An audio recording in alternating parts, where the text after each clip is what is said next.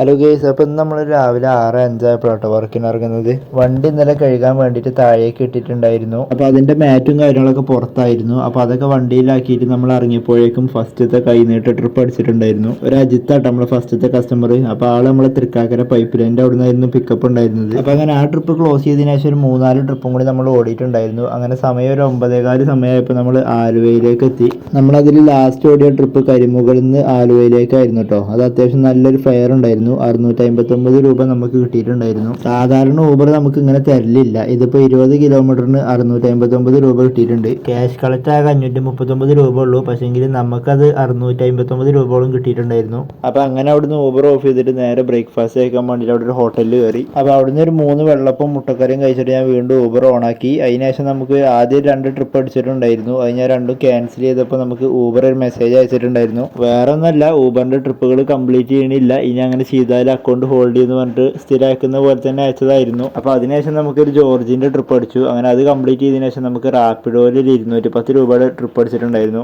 അപ്പോൾ ആ കസ്റ്റമർ എന്നോട് വെയിറ്റ് ചെയ്യാൻ പറ്റുമെന്ന് ചോദിച്ചു. എനിക്ക് വേറെ 2 സ്ഥലം കൂടി പോകാണ്ടെന്ന് പറഞ്ഞു. അപ്പോൾ ഞാനും ഓക്കെ എന്നും പറഞ്ഞു. അപ്പോൾ ആദ്യം ഒരു 210 രൂപയുടെ ട്രിപ്പും പിന്നെ ഒരു 150 രൂപയുടെ ട്രിപ്പും പിന്നെ ഒരു 160 രൂപയുടെ ട്രിപ്പാണ് നമുക്ക് കിട്ടിയത്. അപ്പോൾ അതിനുശേഷം നമുക്ക് ഊബറിൽ 2 ട്രിപ്പും പാടെ അടിച്ചിട്ടുണ്ടായിരുന്നു. അതിൽ ലാസ്റ്റത്തെ ട്രിപ്പ് നമ്മൾ ഇരുമ്പനം ഒരു വില്ലയിലാണ് ഡ്രോപ്പ് ചെയ്തിട്ടുണ്ടായിരുന്നത്. അപ്പോൾ അത് കഴിഞ്ഞപ്പോൾ ഒരു 2:45 സമയമായപ്പോൾ നമ്മൾ ഫുഡ് കഴിക്കാൻ വേണ്ടിയിട്ട് നിർത്തി. അങ്ങനെ ഫുഡ് കഴിക്കലും കാര്യങ്ങളും കഴിഞ്ഞ് ഞാൻ ഊബർ ഓണാക്കി. അപ്പോൾ തന്നെ നമുക്കൊരു ട്രിപ്പ് അടിച്ചിട്ടുണ്ടായിരുന്നു. തൃപ്പൂണിത്തുറ മെട്രോ സ്റ്റേഷൻ്റെ അടിയിൽ നിന്നാണ് പിക്കപ്പ് ഉണ്ടായിരുന്നത്. ഒരു സുരേഷ്. അവിടെ ചെന്നപ്പോൾ കസ്റ്റമറെ കാണാണ്ടായിരുന്നില്ല. അപ്പോൾ ഞാൻ കുറേ കോൾ ചെയ്ത് നോക്കി. അപ്പോൾ ആൾ നോ റെസ്പോണ്ട്. അപ്പോൾ ഏതായാലും വന്നതല്ലേ, പിന്നെ ക്യാൻസലേഷൻ്റെ റേറ്റ് കിട്ടിക്കോട്ടെ എന്ന് വിചാരിച്ചിട്ട് കസ്റ്റമറെ എലിജിബിൾ ആവുമ്പോൾ ഞാൻ വെയിറ്റ് ചെയ്തു. അങ്ങനെ ക്യാൻസൽ ചെയ്യാൻ എലിജിബിൾ ആയപ്പോൾ കസ്റ്റമർ കോൺടാക്ട് നമ്പർ അയച്ചായിരുന്നു ഈ നമ്പറിലേക്ക് വിളിക്കാൻ വേണ്ടിയിട്ട്. അപ്പോൾ ഞാൻ അത്രയും നേരം നിന്നതല്ലേ, പിന്നെ ഞാൻ അതിൽ വിളിക്കാൻ നിന്നില്ല. ഞാൻ ആ ട്രിപ്പ് ക്യാൻസൽ ചെയ്തു.